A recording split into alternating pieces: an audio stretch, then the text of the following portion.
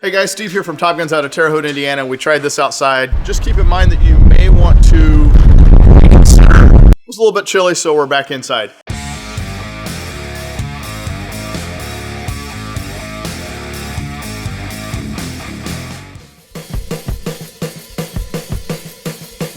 One is, are you wearing gloves? If you're wearing gloves, have you shot with those gloves? Have you taken time to go to the range and put some rounds down range? A quick story, a good buddy of mine who's a law enforcement officer actually got involved in a situation where he had to use his firearm. It was during the winter. He's also a dog handler and had thick gloves on so that the lead didn't tear up his hands. And when he went to fire his gun, he wasn't able to fire it because his glove was getting caught up in the trigger well. Whatever gear it is that you're using, make sure you've tried it on the range to make sure that it's going to work for you. So gloves, be sure and shoot with them if you're wearing them. Next, if you're wearing a thick jacket, you might want to also take into consideration, that's a lot more garment to clear. Does it clear in a different way than your shirt does? So if your shirt clears by going up and your jacket clears by going back, is that two separate motions you have to make? Do you have to first do that and then go up? Or is it possible that you can simply go up with both garments? Are you zipped? Are you unzipped?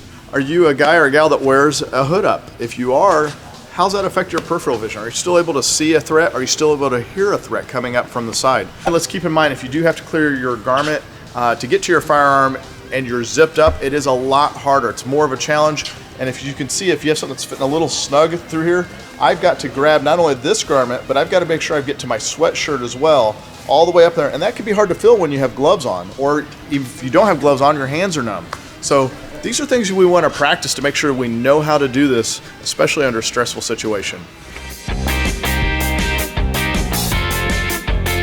A lot of times we often don't take into consideration the round that we're carrying in our firearms. For instance, if you're carrying a .380 or a smaller caliber, sometimes those, when we carry hollow points, have a hard time making it through thick leather coats, sweaters, etc. So you want to make sure that you're carrying the right round and the right type of ammo for that round. Some people switch the type of gun that they're carrying because we're wearing more garments. We have the ability to conceal a little more.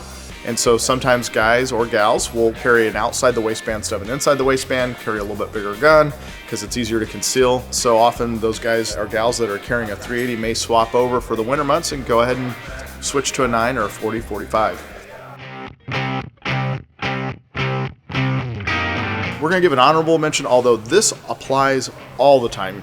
And that is, what type of sole do you have on your shoe? Do you have something that's going to prevent you from sliding on the snow, or if it's during the warm months, even in the rain? So we want to make sure you have something that gives you traction. So God forbid you're in that situation where you have to move quickly, you are able to get traction and able to do what you need to do.